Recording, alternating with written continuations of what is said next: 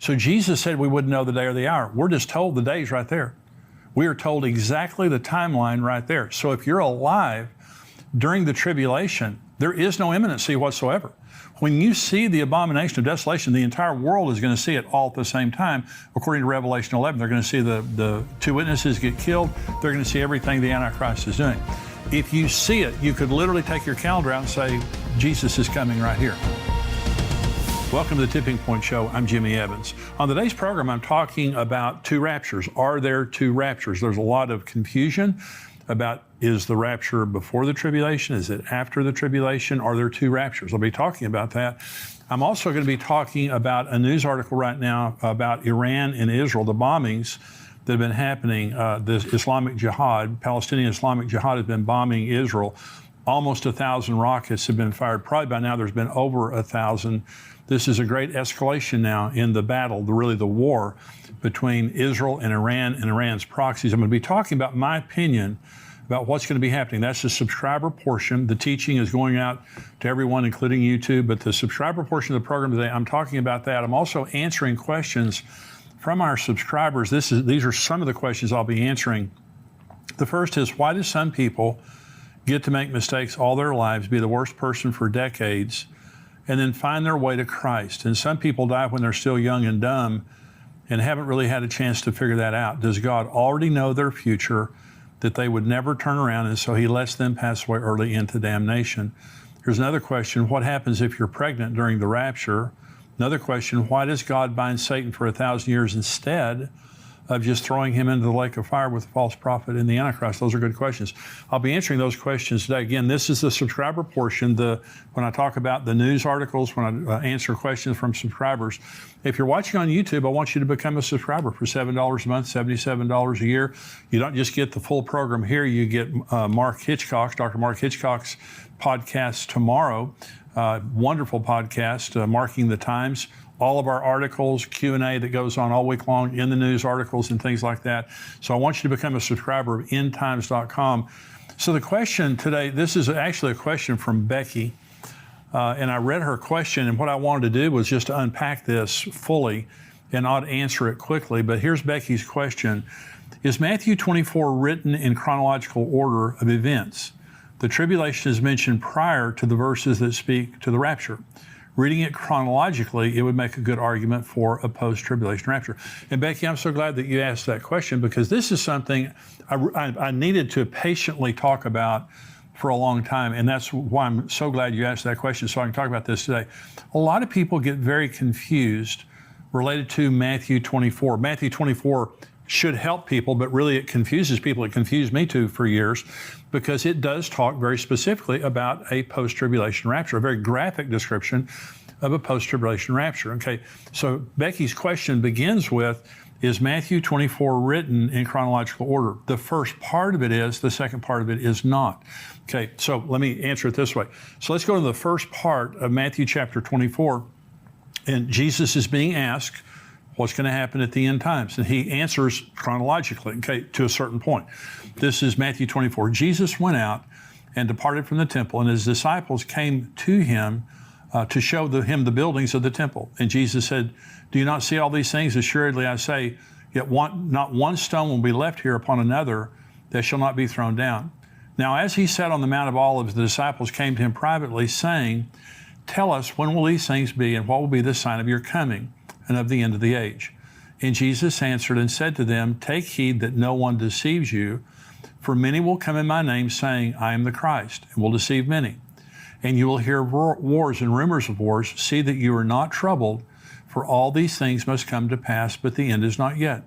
For nation will rise against nation, kingdom against kingdom, and there will be famines, pestilences, and earthquakes in various places. All these are the beginning of sorrow. So let's stop right here. So Jesus, these are the birth pangs. This is where we are right now. By the way, we're seeing many of these things happening right now, and the pieces of rebuilding the temple are in place. So if you want to see firsthand the places being discussed in these verses, many other key end times locations, plan to join Pastor Ed Young and myself this December for our tour of Israel. We're going to have a great time. Pastor Ed Young and myself, we're taking a very large group. There's still room for you. And by the way, we have 5-star groups that are staying in the best places. We have economy groups. there's different price ranges that you can pick when you go. So if you want to stay in the best hotels and have all the best accommodations, we have places for you. If you want to go more of an economy route, we have that also. Again, go on endtimes.com and sign up to go to the Israel trip coming up this November. And so what is happening right now is the fulfillment of the first part of Matthew 24. Wars and rumors of wars, nation against nation, kingdom against kingdom. You can check that box. It's happening all over the world right now, but also famines and earthquakes and all those kinds of things like that, and pestilences. These things are happening right now. So we're in the birth pains. And I've said this before, when a woman's having a baby, the birth pains start kind of mild. I'm saying mild. I don't think a woman would say that. They're kind of mild. And then they get very intense and very close together. We're seeing intense birth pains right now, extremely intense. And so I believe a birth is about to happen. And that birth is the kingdom of God and the rapture and things like that. But Jesus is now in chronological order, just going through the signs of the time. He said, the end is not yet. These are the beginning of birth pains. This is verse 9 now. He's going to continue to go in chronological order. Then they will deliver you up to tribulation and kill you. Now we're into the tribulation. And you'll be hated by all nations for my name's sake, and then many will be offended. Will betray one another and will hate one another. Then many false prophets will rise up and deceive many. And because lawlessness will abound, the love of many will grow cold. But he who endures to the end shall be saved. And this gospel of the kingdom shall be preached in all the world as a witness to all the nations, and then the end will come. Therefore, when you see the abomination of desolation spoken of by Daniel the prophet standing in the holy place, whoever reads, let him understand. Then let those who are in Judea flee to the mountains. Let him who's on the housetop not go down to take anything out of his house. And let him who's in the field not go back to get his clothes. But woe to those who are pregnant and to those who are nursing babies in those days. And pray that your flight may not be in winter or on the Sabbath. For then there will be great tribulation, such as not been since the beginning of the world until this time, no, nor ever shall be. And unless those days were shortened, no flesh would be saved. But for the elect's sake, those days will be shortened. Then if anyone says to you, look, here's the Christ, or there, do not believe it.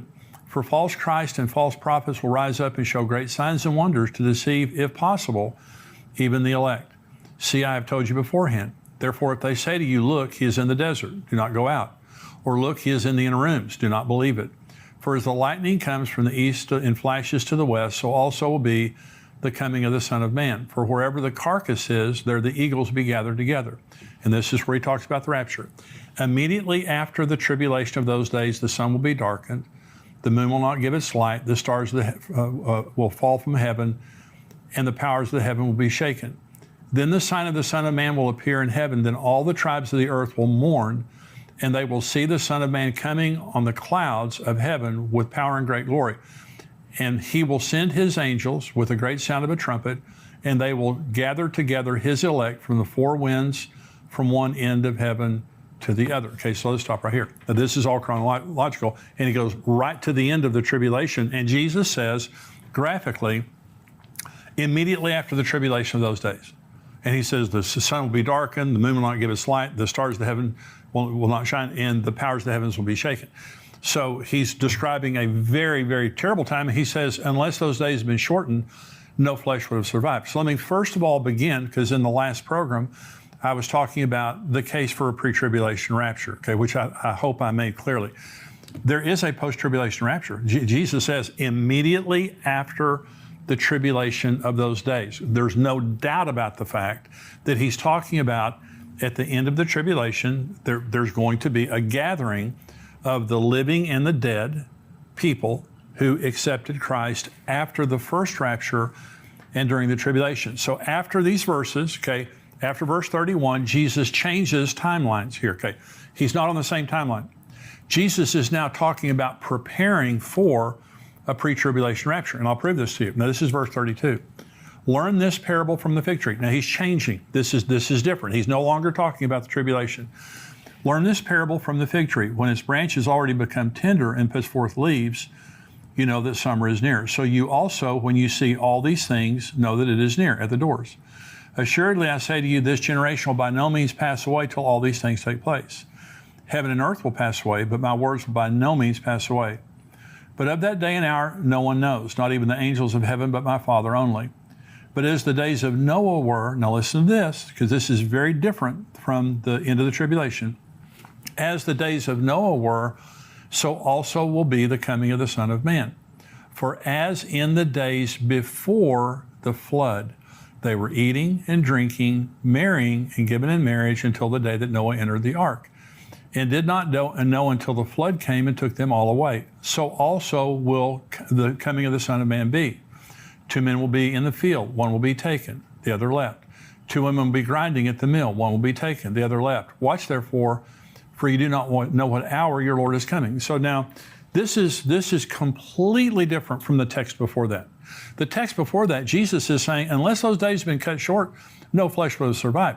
Great tribulation is going to come on the world. This has not happened in the history of the world, nor ever will be. The sun will be darkened, the moon will not give its light. The powers of the heavens will be shaken.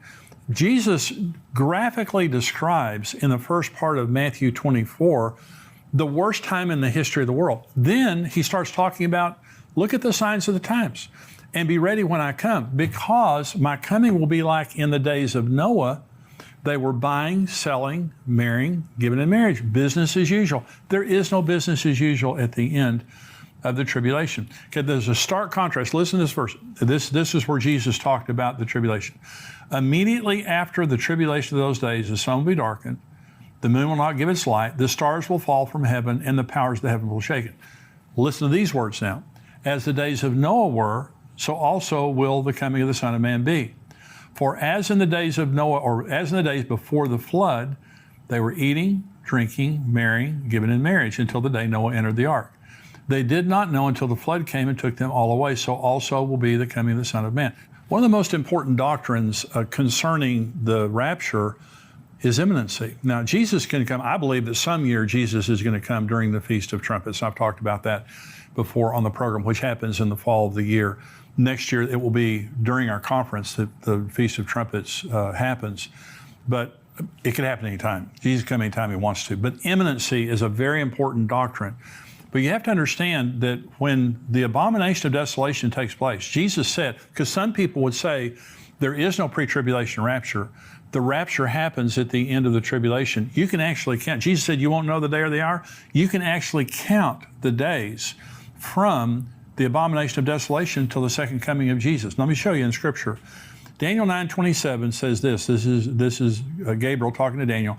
He shall confirm a covenant. The Antichrist shall confirm a covenant with many, Israel, for 1 week, for 7 years.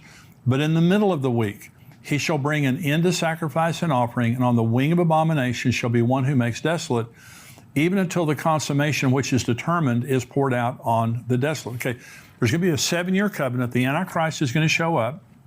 The tribulation begins when the Antichrist confirms a covenant with Israel for 7 years. In the middle of the 7 years, what just said in Daniel 9, the abomination of desolation takes place. Okay, so right in the very middle. Okay, this is Daniel chapter 12. Then I, Daniel, looked, and there stood 2 others, one on this riverbank and one on the other riverbank.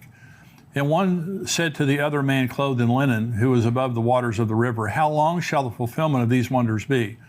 Then I heard the man clothed in linen, who is above the waters of the river, when he held up his right hand and his left hand to heaven, and swore by him who lives forever, that it shall be for a time, times, and half a time, and when the power of the holy people has been completely shattered, all these things shall be finished.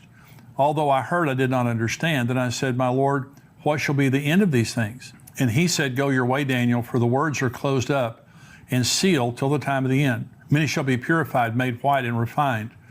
But the wicked shall do wickedly, and none of the wicked shall understand, but the wise shall understand. And from the time that the daily sacrifice is taken away, and the abomination of desolation is set up, there shall be 1,290 days. Blessed is he who waits and comes to the 1,335 days. Now, there are 3 periods of time being talked about here in Daniel 12. They're very important. The first, the question was asked, how long is this going to happen? And it was 1,260 days, a time, times, and half a time. Israel used a 360-day lunar calendar. So that's 1,260 days. The second time here in verse 11, it says there will be 1,290 days. That's 1,260 days, 3.5 years, plus 30 days. It says, blessed is he who waits and comes to the 1,335 days. That's actually the beginning of the millennium, after the second coming, after the abomination of desolation has been removed, after the sheep and goat judgment and all those things have happened.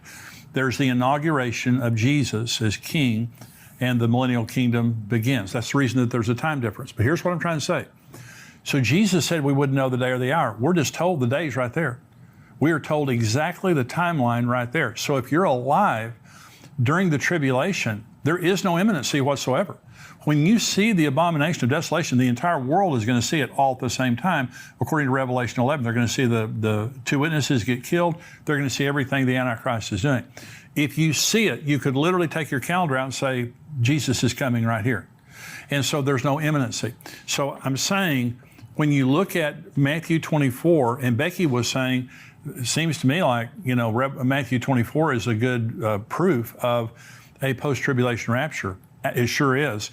Jesus graphically says there's going to be a post-tribulation rapture. Then he turns around and starts talking about the signs of the time. We won't know when he's coming, and it's going to be like the days of Noah, buying and selling, marrying, giving in marriage. Now understand this, at the end of the tribulation, there is no buying, selling, marrying, giving in marriage. Over half the world's population is dead. The earth has been under judgment after judgment after judgment, the worst of which are the bowl judgments at the very end. There's no buying and selling, marrying, giving in marriage. Jesus said, unless those days have been cut short, no flesh would have survived. And remember, Jesus said, it will be like the days of Noah before the flood. Okay, so this is a pre-judgment, a pre-wrath text here that Jesus is talking about two different periods of time. Again, Jesus said, unless those days have been cut short, no flesh would have survived. Then he's over here talking about buying, selling, planning, building, giving in marriage, those things like that. And so it's a very, very easy text for me. Of course, I've studied for a long time, but Becky's question was, is this chronological? Is Matthew 24 chronological? It is, up until verse 31. Jesus begins, when his disciples question him, he begins by talking about the birth pain judgments, all the things that will be happening up until the tribulation. Then he says, then you're going to be going to great tribulation.